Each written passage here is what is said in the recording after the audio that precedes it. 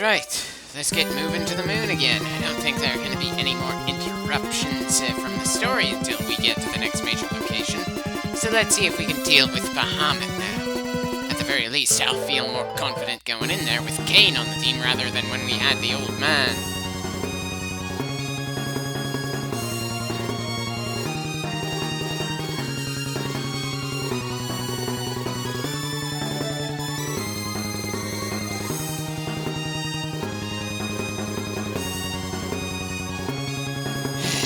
While it makes sense that the moon is smaller than the other maps in the game, a moon is of course going to be smaller than a planet that it orbits. It doesn't hide the fact that they were definitely running out of room by this stage of the development for the original release. And considering I feel like the story should have found its endpoint a while before now, considering the quality of the writing, that just makes it even more annoying. Ah, well, we seem to be hitting pretty hard this far in, even if we haven't leveled up all that much since last time we were in this cave. How much of that is just the fact that we have a slightly different team composition, and how much is because we did some leveling up before we came back here?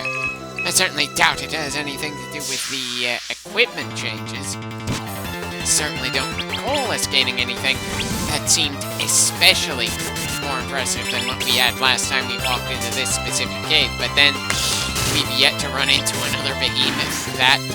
That's probably gonna be trouble.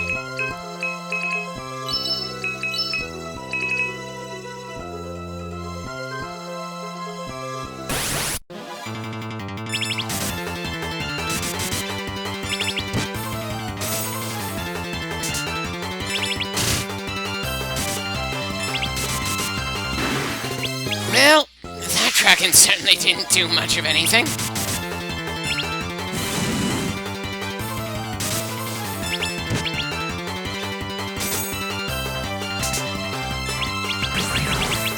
Using Osmos against Rosa. Sure, the Sage didn't manage to take much MP at all, literally just 1 point, but still. Considering how much we rely on Rosa's healing for the most part, that felt like a personal attack.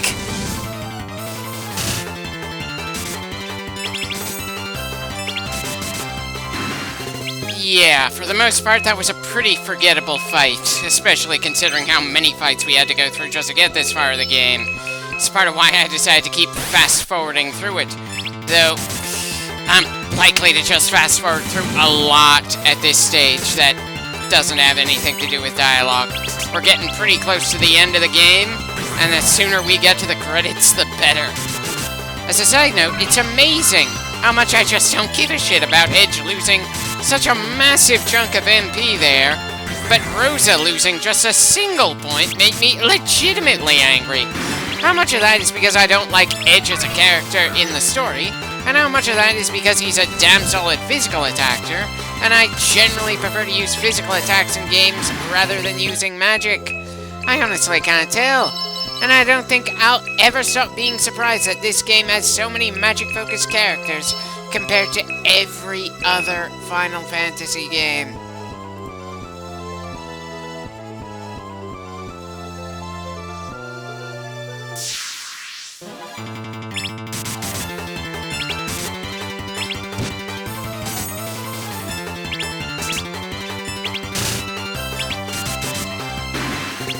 Dear God, that dragon just didn't manage to do much of anything to us. Ah! We've finally run into another behemoth.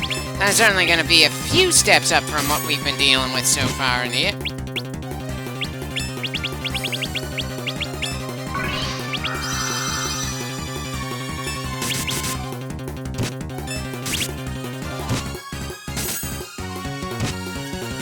And of course, we take a casualty fighting against a behemoth when everything else has been so easy to take down that I almost feel guilty about it.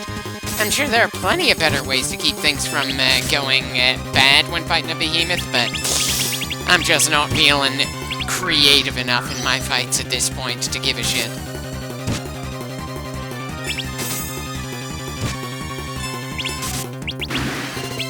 Dear God, that was a hell of a lot more grueling than absolutely every other fight. I'm really hoping that when we get to the final dungeon, we don't see too many more of those, but then They're such an effective monster that I'd feel actually a bit insulted if this was the only dungeon that threw them at us.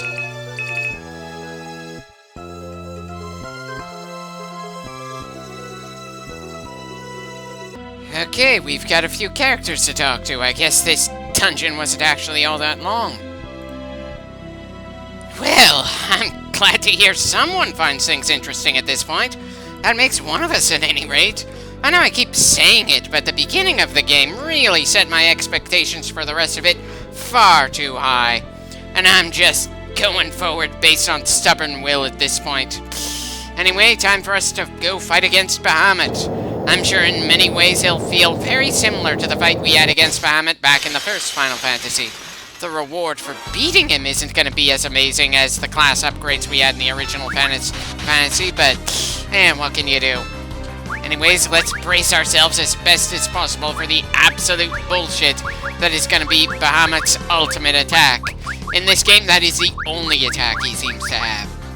I've got the very distinct feeling that this is going to be far less grueling for me than the fight against the Behemoth just before this, though we have kind of gotten used to boss fights being somehow less scary than the random encounters.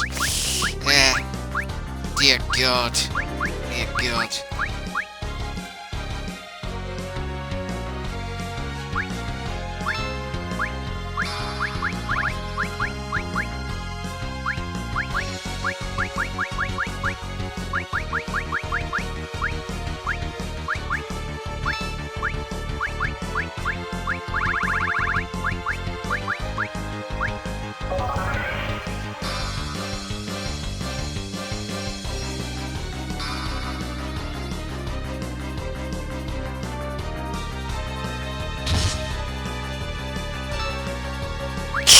Oh dear, sorry Kain.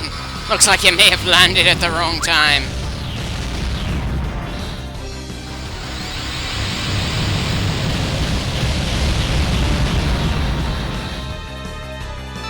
Yeah, that was a one-shot for poor Kain there.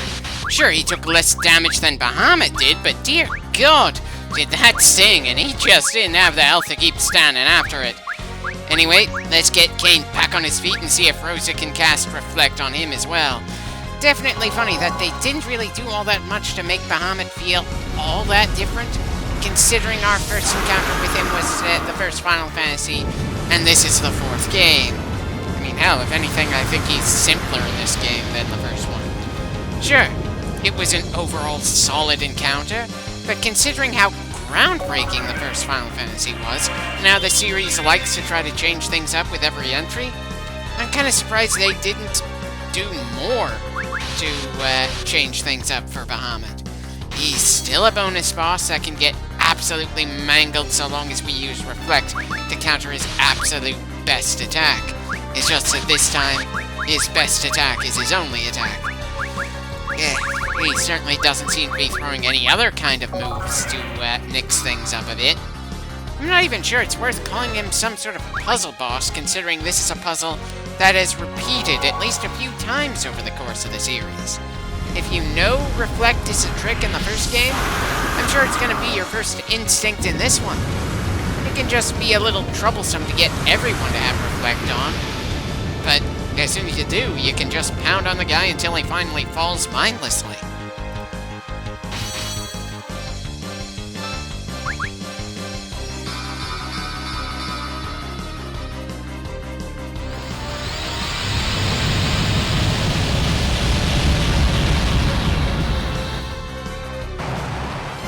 And there we go! Bahamut only managed to knock out one of our people before getting slaughtered.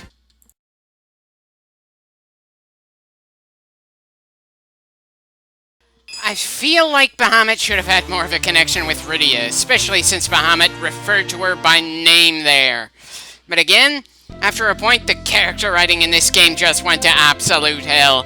It is absolutely amazing how little role Rydia actually has in the plot, considering how central she seems to be at the start. And seriously, it's amazing how little Cecile and Rosa just interact with each other in a long game, considering one of their defining details is that they love one another. But It's referenced so few times, it may as well be background material. What about the fact that Cain doesn't seem to have changed as a character in any way, despite 2 separate moments where he was mind-controlled? Hell, in the writing for Final Fantasy IV, they didn't even allow for Cain to try to redeem himself or change. Until the After Years, the spin-off title, when the son of Cecile and Rosa is one of the major characters. Excuse me for feeling that a major plot thread like that shouldn't have to wait for the spin-off title that tries to awkwardly follow both the new generation and the old generation. I also feel like this game could have gotten away with having far fewer characters in the playable cast, considering that Tella and that forgettable old man from the moon could have easily merged roles. Edge and Edward both are princes to kingdoms that Golbez has destroyed, and Edward is clearly the superior one in terms of personality and character moments, while Edge has more combat utility. Just combine the best aspects of each character into one character, leave things a bit less convoluted, and I'm pretty sure you could just write out the 2 twins altogether, though considering Final Fantasy I gave the player the choice of what classes to bring, Final Fantasy 3 and 5 have a class change system, and, well, I think they just wanted to give us a whole lot of characters so they could have plenty of moments for you to play around with different character classes in this game. That would be more forgivable if this game gave us a choice as the plot beats went on for what characters we'd have on our team at a given time. No, this game, with an annoyingly large cast, just changes out cast members on a whim and finds at times very annoying and bullshit ways to remove someone from the team. And for some of those characters, it's not even like they bring anything especially unique to the table. Every mage in this game has either black magic or white magic, with Tella and the Moonborn Old Man having both. And at the start of the game, Rydia had both until the game decided to remove her white magic abilities. Sure, the twins had the ability to combine their powers to do a more powerful version of either a black or white magic spell, but it just felt better to keep them doing things separately to me than combining their powers, so that bit of distinctiveness didn't really translate well. And considering some of the high-end black magic abilities and how hard they hit, I'm pretty sure when we get to some of the final bosses, I'm more likely to have Rydia use the spell Flare than any of the summons, even the ones that we had to work hard to actually gain.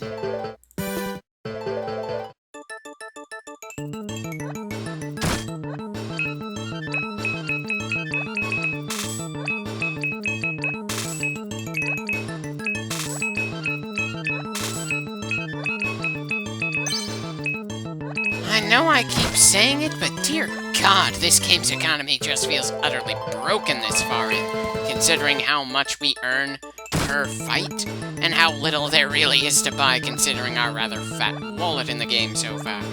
And, great. Now I can't help thinking of Shin Megami Tensei Nocturne, where even just general healing costs you money, so if you're not especially good, you'll be completely screwed. There's also the interesting idea from the Yakuza franchise, where leveling up requires you to pour obscene amounts of money to improve your character's abilities. The older games in the series, especially from the PS2 era, didn't really pull that. They have a generally more traditional experience point system, where the more side quests and main quests you do, the more experience you gain. And there's not too many opportunities to grind or gain extra experience outside of that. It's actually kind of funny that I kind of prefer the more grindy, fight-heavy system than what the series started off with. But I suppose we'll get to Yakuza and its spin-offs some other time. We've still got to work our way through this game, and I've got an obscene number of games I'd like to get to eventually. And given how few newer games I feel drawn to these days, I see no reason to rush myself. I can take my time let's playing a truly impressive backlog catalog of things I used to own but now have to emulate, or things that I've bought on various still-running online sites like Steam and GOG.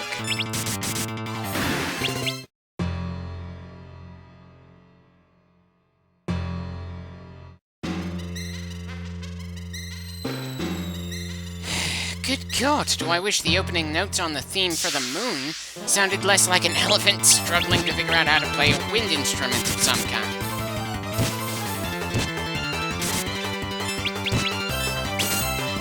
Oh, for God's sakes, just random encounters on the surface of the moon and Edge is nearly taken down? Again, there's not really much more we can do to prepare this far into the game. It's not like there's anywhere we can go to get him some better defensive equipment as far as I know. At the level these characters are at in the game, it would take so long to grind up to be higher leveled to fight against the threats that are to come, that it just doesn't feel like it'd be worth the investment of time, especially considering how fatigued I feel.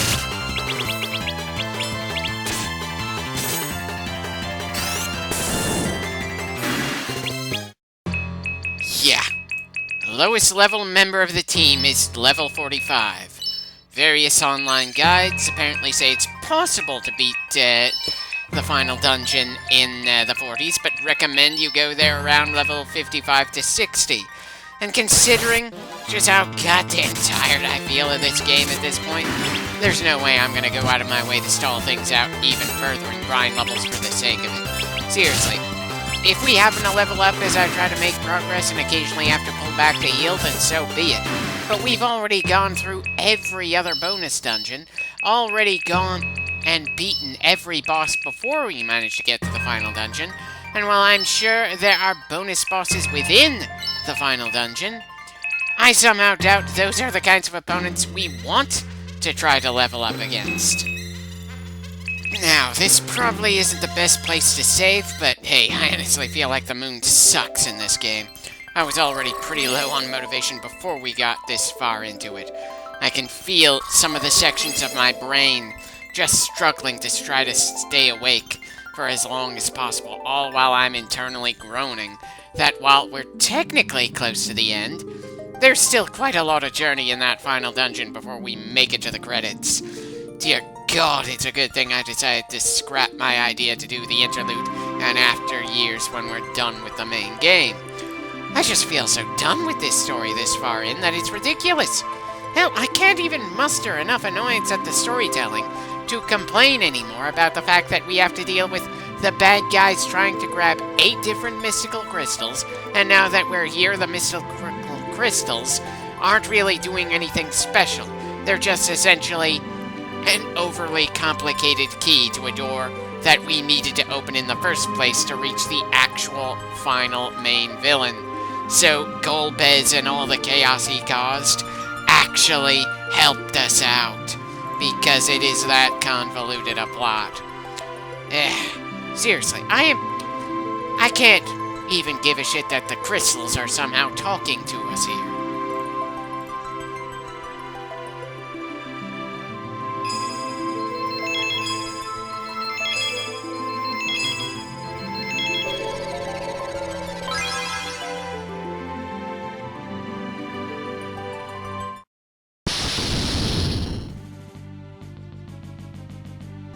Well, at the very least, this part of the final dungeon does not look all that special to me just yet. Sure, we got stars in the void of space in the background as we run around, but we're still running on a bunch of gray rocks. I'm not exactly seeing anything that makes me go, oh, holy shit.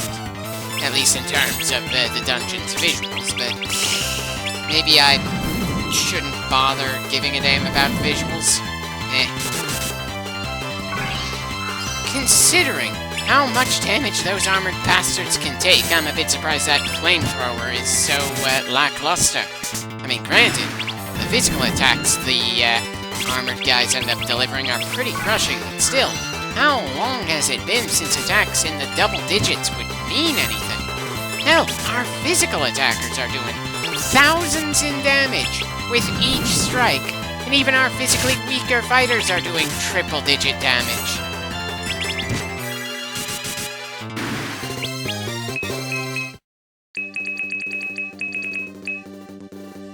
Okay, I suppose that bit of equipment is worth the loss in offensive abilities. I definitely wasn't expecting to see equipment dropping from random encounters in the final dungeon. Oh God, were we supposed to start trying to go through this dungeon before we headed into Bahamut's cave or something? Dear God, it's amazing how it feels like this game expects you to do things in a particular order, but doesn't really do anything in order to encourage you to do them in that order.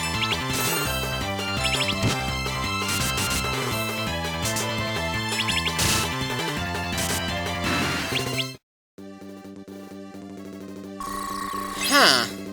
I would have thought I'd have tried to make more progress before my first stopping point to heal and save. I kinda wish I wrote down what prompted me to stop here. Ah, well, I suppose we'll continue on next time.